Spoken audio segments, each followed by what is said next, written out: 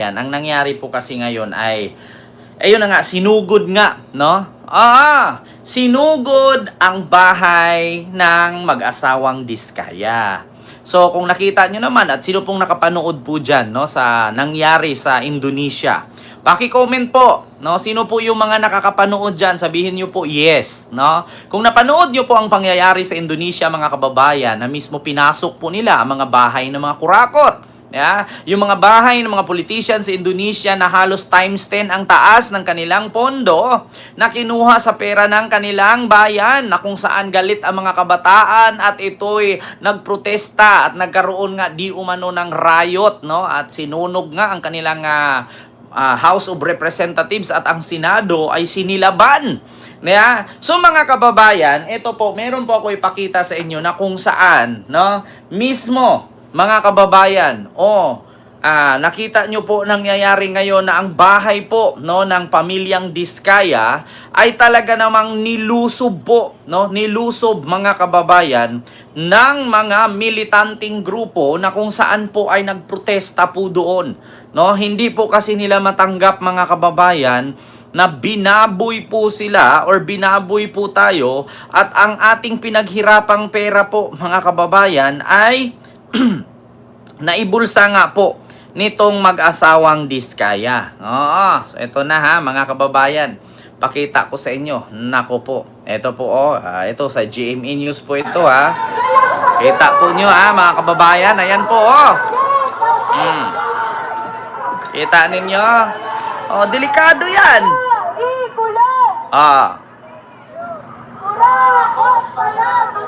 Sabi ko nga sa inyo, mga kababayan, yung nangyari sa Indonesia, no, may posibilidad or possibility na mangyari talaga sa Pilipinas yan. Hanggat tuloy-tuloy ang korupsyon, tuloy-tuloy ang pangungulimbat na mga kontraktor, mga politician, ang mga Pilipino kasi, mga kababayan, may kapangyarihan. Yan po ay tinatawag nating people power. Kapag yan po ay lulusob, yan po'y magkakaisa, at yan po'y magsasama-sama, wala pong batas na makakapigil dyan. Tao po kasi ang gumawa ng batas. Hindi po batas ang gumawa ng tao. Kaya sabi ko sa inyo, mga kababayan, sample pa lang yan. Baka bukas or sunod na araw, papasukin na nila yung bahay ni Diskaya, pagbabasagin na nila yan kung ano-ano yung mabasag nila, at baka ransakin na nila yan at kukunin nila kung ano yung makukuha nila, katulad sa ginawa ng mga tao doon sa Indonesia. Yan, bato-bato pa lang yan Kita ninyo?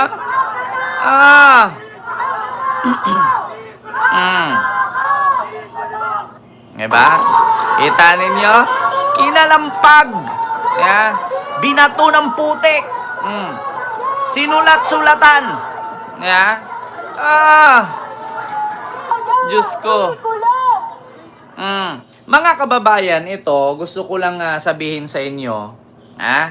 Gusto ko lang yung ma-flex niya noon, mapipinsala na Kent. Kaya nga, sabi ko sa inyo, mga kababayan, ito, sample pa lang yan. Kunti pa lang yang mga nandyan, mga kababayan. Hindi natin alam, baka bukas or sunod na mga araw, dadami yan. Mark my word. According kasi, mga kababayan, dito sa video na to, ito po'y galing sa GMA News. Actually, hindi lang naman po GMA News ang nagko-cover nito, mga kababayan. Kung basahin nyo po yung mga comment ng mga tao, mga netizen dito sa video na to, mga kababayan, ay napakadami pong nagsabi, bakit hindi po kayo nag-imbita? Bakit sinusulo nyo lang? Dapat nandyan kami. Nako, sa totoo lang, mga kababayan, ako mismo nagsabi sa inyo.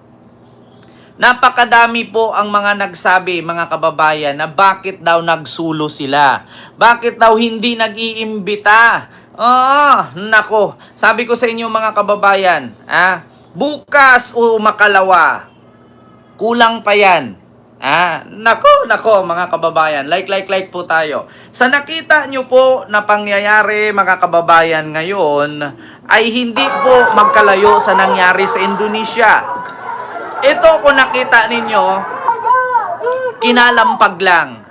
Kung nakita ninyo, binato lang ng putik. Kung nakita ninyo, wilga-wilga lang, vandalismo lang ang ginawa nila.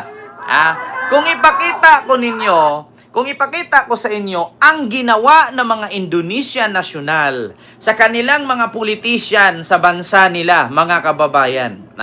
Ngayon, nakita ninyo yung mga nagpuprotestang militante dyan, mga kababayan, ay ganyan-ganyan lang. Paano, Kent, makakasuhan mga nagrarally? Actually, mga kababayan, wala tayong magawa. Hindi natin masisi yan. Sila yan Kung makasuhan sila, alam na nila yan, mga kababayan. Alam na nila yan, Ma'am Maria Fe. Kung makasuhan sila, kasalanan po nila yan. Pero alam po nila yung ginagawa nila. Hindi naman sila magaganyan yan. Kung, hindi, tawag dito, hindi po magaganyan yan kung hindi nila gusto. Kung hindi nila gagawin yan, alam na nila yung mangyayari sa kanila. Alam na nila yung consequences. Alam na nila yung ginagawa nila, mga kababayan. Kaya nga sabi ko sa inyo, ito, ipakita ko sa inyo yung nangyari sa Indonesia. Kailan yan? Kanina lang po yan, Ma'am Maria Fe. Ipakita ko sa inyo yung nangyari sa Indonesia. Ito. Nako, pag napanood ninyo ito, mga kababayan, wait lang Bakit ayaw? Hindi siya ma-open. Wait lang. Ayaw ma-open ganun pala. So, hindi siya ma-open. Puntahan na lang natin yung TikTok, mga kababayan. Kasi, hindi siya ma-open. Yung kanina sa nangyari sa bahay ni Diskaya, ay kinakalampag-kalampag lang, binabato ng putik. Sa Indonesia talaga, mga kababayan. Nako. Ay, Diyos ko. Kung nakita ninyo kung paano nila hinakot, yung mga gamit, kita ninyo, magulo. Ito, kung nakita ninyo, ginagawa nila sa bahay ni Diskaya, bato-bato lang yan.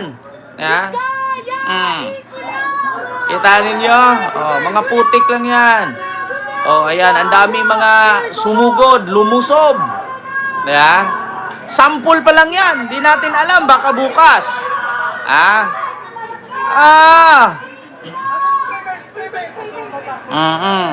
Umpisa pa lang yan, mga kababayan. Nilusob at niransak ng mga Indonesian ang ilang bahay ng mga politiko. Kita Winasak ninyo? nila ang mga luxury car at tinangay ang mga mamahaling gamit. Ang ugat niyan, korupsyon sa gobyerno. Narito ang Kita Frontline News ninyo? Abroad. Puwersahan ng pinasok ng mga galit na Indonesian ang bahay ng ilang miyembro ng parliament. Isa na riyan si MP Ahmad Saroni. Kabilang sa pinuntrihan ng publiko ang luxury cars na pag-aari ng luxury politiko. cars. Pinagpapalo at winasak nila yan. Habang ang kanyang mga gamit mula refrigerator, TV, mga plato, mamahaling damit, relo at bag, at kahit pang life-size Iron Man statue, tinangay. Kita ninyo? Mga plato, mga damit, mga relo, mga mamahaling gamit, mga refrigerator, hanggat kaya mong bitbitin, sa'yo yan, ninakaw nila yan. At mismong lumabas sa bunganga ni Jinggoy at ilan pang mga senador, hindi ka po ba nahiya? Maraming Pilipino na naghihirap at apektado sa baha. Samantalang kayo nabubuhay kayong marangya. So, ibig sabihin, yun palang basihan na yun na totoong nagnakaw. Bakit? Hindi naman sasabihin ng mga senador na, hindi ba kayo nahihiya? Buhay prinsesa ka dahil sa pera ng taong bayan. Kaya ang tao nagising. Looban din na tinagtad ng spray paint ang bahay ng politikong si Uya Kuya. Nauna nang niransak ng mga realista ang bahay ng Indonesian Finance Minister. Diba? Sinunog din nila ang ilang government office, pati headquarters sa mga polis, hindi pinalagpas. Kita niyo? Ang ilan naman may dalang watawat ng kilalang Japanese anime na One Piece, na naging simbolo na ng protesta sa mga polisiya ng gobyerno sa bansa. Diba? Sa halos isang linggo ng mga riot sa Indonesia, 8 na ang naitalang nasawi. Nag-umpisa yan ng tutulan ng mga estudyante at iba pang progresibong grupo ang 50 million rupiya o higit 170,000 pesos na house benefits kada buwan ng halos 6 na rang miyembro ng House of Representatives. Kita ninyo, mga kababayan, mangyayari at mangyayari yan dito sa Pilipinas. Hindi man sa lahat ng politician, alam nyo mga kababayan, dito sa ating bansa, ang mga Pilipino pagdating sa chismis nangunguna. So, kung kaya, siyempre isipin ng mga tao, kung ayan nga, kaya sa Indonesia, sa Pilipinas ba hindi? At may karapatan din naman silang magwelga at magprotesta or manlusob dyan kasi nga pera nila yan. Di ba? Sabi ko sa inyo mga kababayan, hindi mo pwedeng idaan yan sa sinasabi mong, hindi pwedeng palitan yung street. Yeah. Hindi pwedeng palitan yung pangalan ng bayan. Huwag nating ipagkait. Hindi natin ipagkait yung ayuda para sa mamamayan. Anong klase ito? Hihiramin ko lamang yung salita ni Senador Bato. Grabe ang nangyari ngayon. Anong klase? Sino ba yung nagsasalita ng ganun? Sino ba yon? Hindi. Sabi ko sa inyo, hindi yung madadala pang MMK yan. Hindi nyo madadala sa pang-MMK yan, mga kababayan. At least, napanood ninyo, continue. Times na mas mataas yan sa minimum wage. Lumala pa ang protesta ng masagasaan at mapatay ng mga pulis ang isang delivery rider. Ipinag-utos na ni Indonesian President Prabowo Subianto na tanggalin ang ilang allowance at pribilehiyo ng mga kongresista. Pinahigpitan din niya ang paghuli sa mga nagpoprotesta. Sa ngayon, Hindi mo magawa yan nahihigpitan mo yung paghuli. Hindi mo magawa yan. Bakit? Kasi once na yung mga nagprotesta dyan, isa sa masaktan dyan, lalala at lalala yan. Dapat itong nangyari sa Indonesia at yung nangyari sa bahay ni Sara Diskaya at ni Curly, sana hindi palalala yan. Sabi ko sa inyo, kapag isa sa mga protestante dyan, yung mga nagpuprotesta, mga militante, kapag isa dyan masaktan, kapag isa dyan mamatay or masugatan, lalalayan. Mark my word. Sabi ko nga sa inyo, Mamana Estrabon, hello po, kay Ripley's TV. Isa lang dyan sa mga nagpuprotesta, no? At sa mga militanteng grupo na nagwelga dyan sa bahay ni Diskaya, isa dyan masaktan, isa dyan masugatan, dadami ang kukuyog dyan. Mark my word. At sa mga nanungkulan sa ating bansa, ako po bilang isang content creator, bilang isang vlogger, hindi ko man po gustuhin na hikayatin ang taong bayan na magrebuilde. Lusubin kayo, pasukin kayo, at kung ano-ano pang gagawin na rally dyan or pagwiwilga. Sana po isipin ninyo ang kahinatnan or consequences. Kung ayaw nyo pong mangyari ang nangyari sa Indonesia, dapat iwasan nyo po yung pangungurakot at pagbuhay prinsesa at prinsipe. Kasi sa totoo lang, mga politician, wala po akong pangalanan, wala pong exempted dito. Kayo po ay pinaupo at tinalaga bilang kayo, kung anuman ang posisyon ninyo sa pamamagitan ng boto ng taong bayan. Kayo po'y sumahod mula sa pinaghirapang tax ng taong bayan. Kaya kung anuman po ang tungkulin or posisyon na inaasam-asam ninyo ngayon, huwag nyo pong abusaduhin. Bakit? Nasa huli po ang pagsisisi. Wala pong pagsisising nauuna. Kapag nangyari yan, hindi nyo po mapipigilan ang taong bayan. Ang Sri Lanka, tapos na. Ang Indonesia, ngayon pa lang. Baka pumapangatlo ang Pilipinas. Di ba? Totoo yan, mga kababayan. Sa mga politiko, tinalaga kayong ganyan. Binigyan kayo ng posisyon, mahalin ninyo. Huwag nyong abusaduhin. Kasi bakit? Ang mga politiko, parang artista lang yan. Isang pagkakamali ninyo, kahit amoy ng utot ninyo, malalaman ng taong bayan yan kahit hindi naaamoy. Tunog lang at chismis lang, kakaladkad ang pangalan ninyo. At take note, pag sinabing politiko, damay kayo lahat. Parang kami mga vlogger. Pag isang vlogger na kapwa namin magkamali, kami lahat na vlogger, dawit. Ganon din sa mga politician. Isa lang sa inyo magkamali, lahat kayo ma-judge. Lahat kayo mahuhusgahan. Di ba? Ito na naman si Henson Ponce. Kulang ka sa chismis. Wala akong pakialam. Hindi naman ako DDS na bobo eh. Yeah? Kaya sabi ko sa inyo mga kababayan, yang nangyari sa bahay ni Diskaya, hindi pa yan. Sample pa lang yung kanina. Kapag na isa sa mga nagrally dyan, makahimok ng kasama yan, lalala po yan. Maniwala kayo sa akin mga kababayan. Mark my word, mga kababayan. Yung nangyari sa rally at pagkakalampag ng gate sa bahay ni Diskaya, sample pa lang yan. Hindi natin alam baka bukas or sunod na araw, lalala yan. Maniwala kayo sa akin, mga kababayan.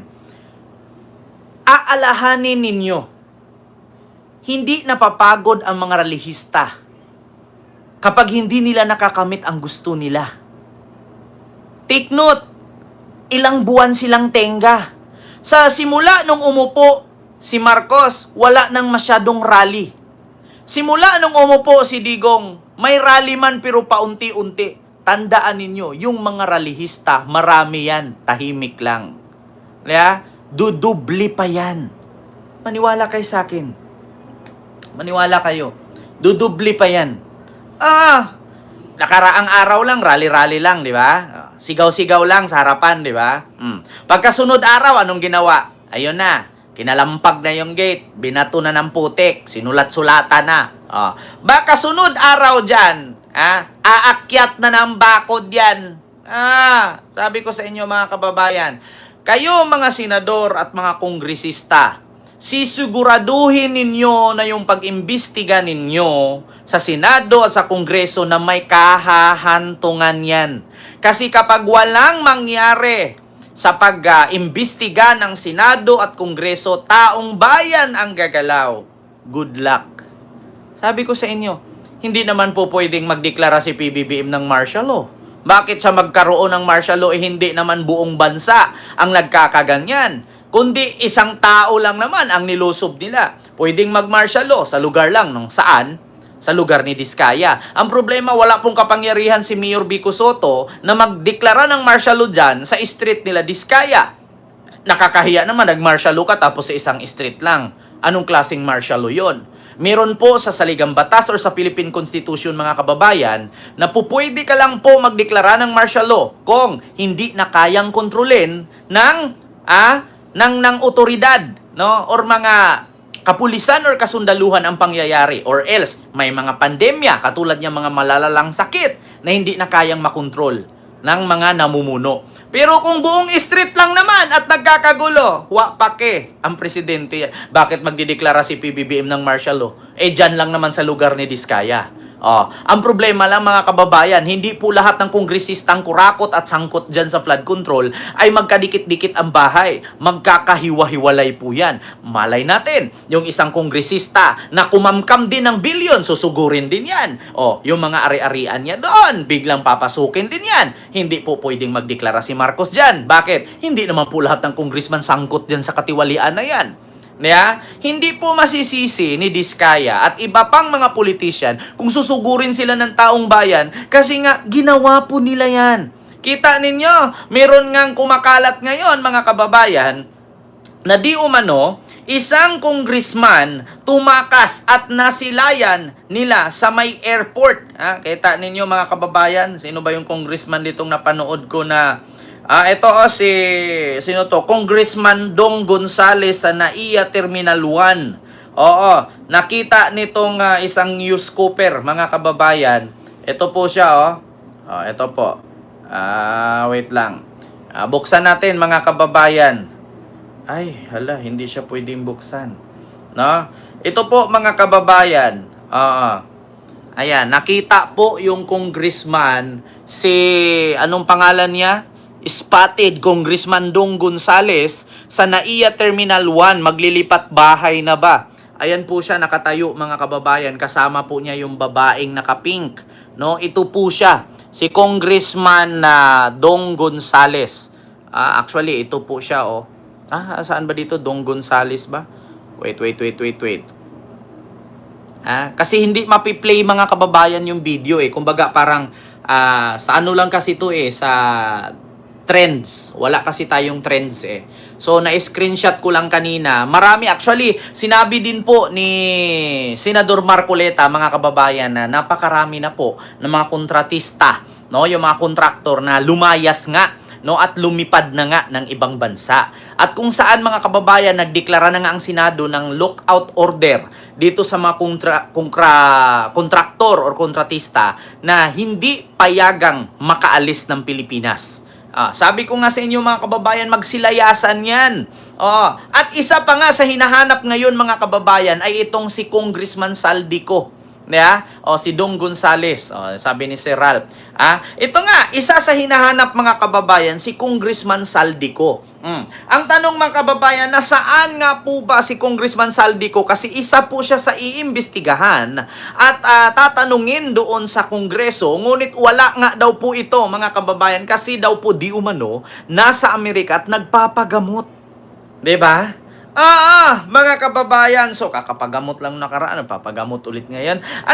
Actually, mga kababayan, wala naman akong problema kay Saldico kasi hindi pa naman sila nahatulan na ganito, ganyan. Pero sa totoo lang, mga kababayan, alam po nating mga Pilipino kaya hindi naman po tayo tanga. Nakita nyo naman sa nangyari kay Gloria Arroyo. Nung siya'y kinasuhan ng plunder dahil sa ZTE deal, nagkaroon ng sakit sa liig. Ngayon, nung naging presidente ang kaibigan niyang si Digong nabigyan ng pardon, nawala yung bracket sa liig, straight na maglakad, dati nagka-wheelchair. Ngayon, si Saldico, ganun din ang nangyari. Nagkasakit at lumipad nga daw ng Amerika kasi nagpagamot. Kita ninyo? Mga kababayan, hindi ko na po yan kasalanan. Hinahanap po ngayon, mga kababayan. Diba? Hindi ko alam baka mag-wheelchair na yan. Baka mag-wheelchair na yan pagbalik. Ma'am Lily Tunini, Ma'am Livy. Ayan, may galab shoutout po. Yan, kay Ganing Archola. May galab shoutout. So ito po.